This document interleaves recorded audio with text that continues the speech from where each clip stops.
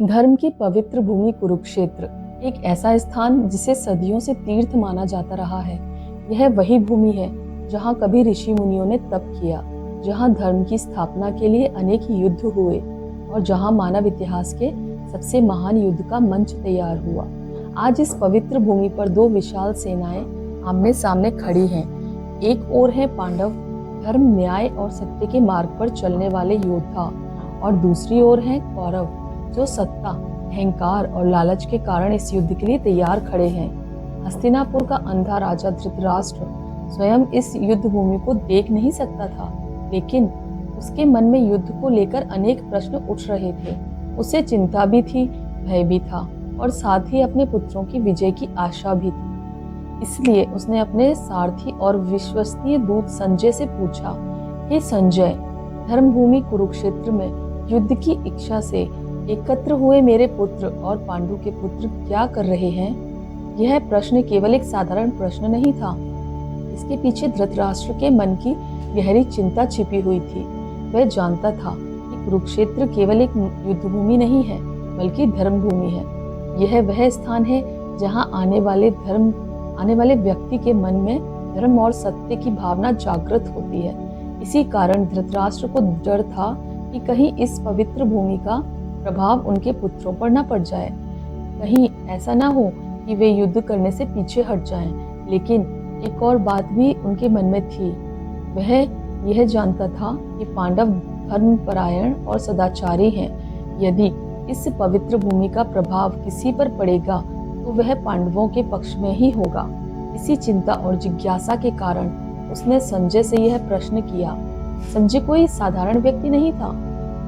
उसे महान ऋषि व्यास ने दिव्य दृष्टि प्रदान की थी। इसी दिव्य शक्ति के कारण वह हस्तिनापुर में बैठे ही कुरुक्षेत्र के युद्ध क्षेत्र का पूरा दृश्य देख सकता था। संजय ने अपनी दिव्य दृष्टि से युद्ध भूमि का दृश्य देखा और धृतराष्ट्र को बताना शुरू किया। युद्ध भूमि पर दोनों सेनाएं विशाल और भव्य रूप में खड़ी थीं। हजारों रथ, हाथी, घोड़े और असंख्य योद्धा इस युद्ध का वातावरण था। इसी समय कौरवों का राजा दुर्योधन पांडवों की सेना की ओर देखने लगा। जब उसने पांडवों की विशाल सेना को देखा तो वह थोड़ा चिंतित हो गया, क्योंकि पांडवों की सेना अत्यंत सुव्यवस्थित और शक्तिशाली दिखाई दे रही थी। दुर्योधन तुरंत अपने गुरु द्रोणाचार्य के पास गया। द्रोणाचार्य वही महान गुरु थे जिन्होंने कौरवों और पांडवों दोनों को युद्ध कला की शिक्षा दी थी। दुर्योधन ने द्रोणाचार्य से कहा, हे आचार्य, पांडु पुत्रों की इस विशाल सेना को देखिए, जिससे आपके ही बुद्धिमान शिष्य द्रुपद के पुत्र ने बहुत कुशलता से व्यवस्थित किया है। यह बात कहते समय दुर्योधन केवल सेना की जानकारी नहीं दे रहा था, वह एक प्रकार से द्रोणाचार्य को यह याद दिला रहा था कि पांडवों की सेना का सेनापति द्रुपद का पुत्र धृष्टद्युम्न है। द्रुपद वही राजा था जिसके साथ कभी द्रोणाचार्य का पुराना विवाद हुआ था। दुर्योधन यह संकेत देना चाहता था कि जिस व्यक्ति का जन्म ही द्रोणाचार्य का वध करने के लिए हुआ था, वही आज पांडवों की सेना का नेतृत्व कर रहा है।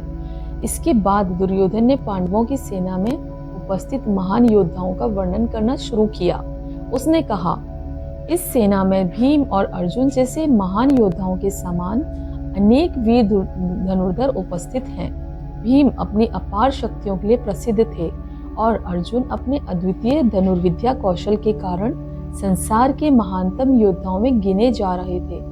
दुर्योधन ने आगे कहा, यहाँ युयुधान, विराट और द्रुपद जैसे महान महारथी भी उपस्थित हैं। इनके अतिरिक्त धृष्टकेतु, शेकितान, काशीराज, पुरुजित, कुंतीभोज और शैव्य जैसे अनेक पराक्रमी योद्धाओं भी पांडवों के पक्ष में खड़े थे।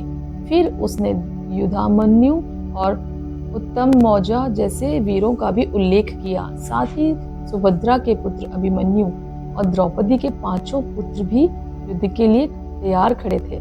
ये सभी योद्धा महान महारथी थे, युद्ध कला में अत्यंत निपुण थे। इसके बाद दुर्योधन ने अपनी सेना की ओर संकेत करते हुए कहा, हे ब्राह्मण श्रेष्ठ, आप मेरी सेना के प्रमुख योद्धाओं के बारे में भी सुनिए। उसने गर्व से अपने महान योद्धाओं के नाम बताए। सबसे पहले पितामह भीष्म, जो कौरव सेना के सबसे महान और अनुभवी योद्धा थे। इसके बाद कर्ण, जो अपने अद्भुत पराक्रम और दानशीलता के लिए प्रसिद्ध थे। फिर कृपाचार्य, अश्वत्थामा, विकर्ण और भूरिश्रवा जैसे महान योद्धाओं का भी उसने उल्लेख किया। दुर्योधन ने आगे कहा, मेरे लिए अपने प्राणों की आहुति देने के लिए तैयार अनेक वीर योद्धा यहाँ उपस्थित हैं। वे सभी विभिन्न प्रकार के शस्त्रों से सुसज्जित हैं और युद्ध कला में अत्यंत निपुण हैं। इस प्रकार युद्ध भूमि पर दोनों पक्षों की सेनाएं पूरी तरह तैयार खड़ी थी। हर योद्धा शस्त्रों को संभाले हुए था, हर रथ तैयार था और हर सैनिक युद्ध के आदेश की प्रतीक्षा कर रहा था। कुरुक्षेत्र की यह भूमि अब केवल एक तीर्थ नहीं रह गई थी, यह धर्म और अधर्म के बीच होने वाले महायुद्ध की साक्षी बनने वाली थी। और इसी युद्ध भूमि में आगे चलकर वह महान क्षण आने वाला था, जब अर्जुन अपने ही परिजनों और गुरुओं को सामने देखकर मोह और विषाद में डूब जाएगा। और तब उसके सारथी स्वयं भगवान श्री कृष्ण उसे वह दिव्य ज्ञान देंगे जो आज भगवत गीता के रूप में पूरे विश्व को मार्ग दिखाता है। कुरुक्षेत्र के युद्ध की वह घड़ी जब दो महान सेनाएं आमने सामने खड़ी थीं, एक ओर थे कौरव, दूसरी ओर थे पांडव। इस समय का वर्णन हमें मिलता है महान ग्रंथ महाभारत और भगवत गीता में।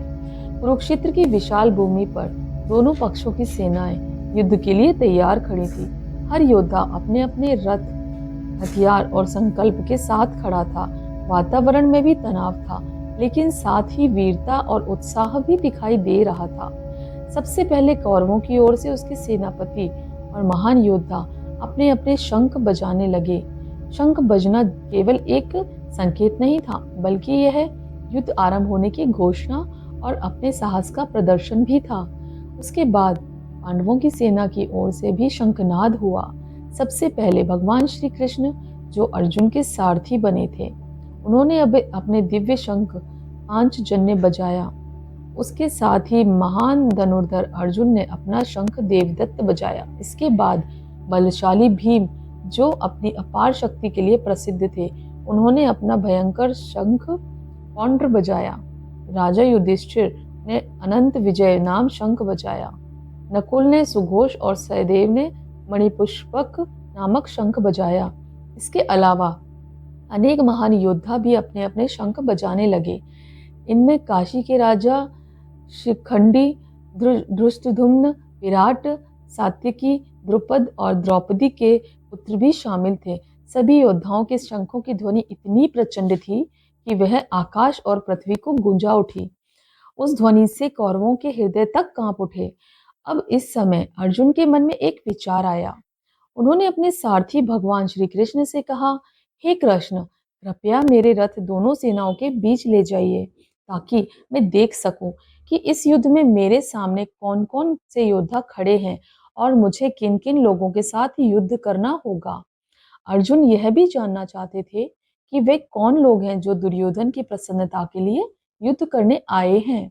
भगवान श्री कृष्ण ने अर्जुन की बात मान ली। उन्होंने रथ को धीरे धीरे आगे बढ़ाया और उसे दोनों सेनाओं के बीच ले जाकर खड़ा कर दिया।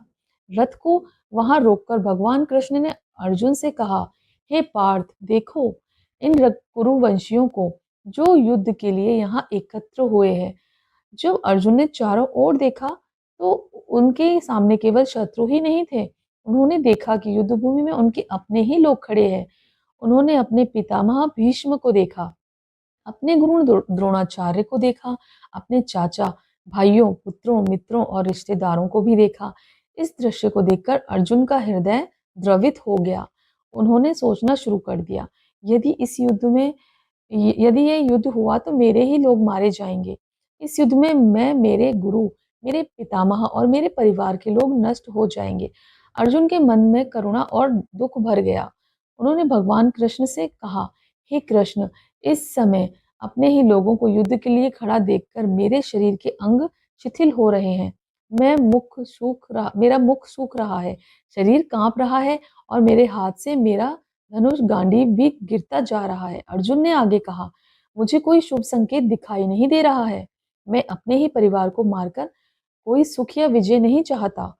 अर्जुन के मन में यह विचार भी आया कि यदि परिवार के लोग नष्ट हो जाएंगे तो समाज की व्यवस्था भी नष्ट हो जाएगी। परिवार के धर्म समाप्त हो जाएगा और समाज में अधर्म फैल जाएगा। उन्होंने कहा, हे कृष्ण, हमें ऐसा पाप नहीं करना चाहिए। यदि कौरव लोग लालच और अज्ञान के कारण यह पाप कर रहे हैं, तो हमें यह समझना चाहिए कि परिवार का विनाश कितना बड़ा दोष है।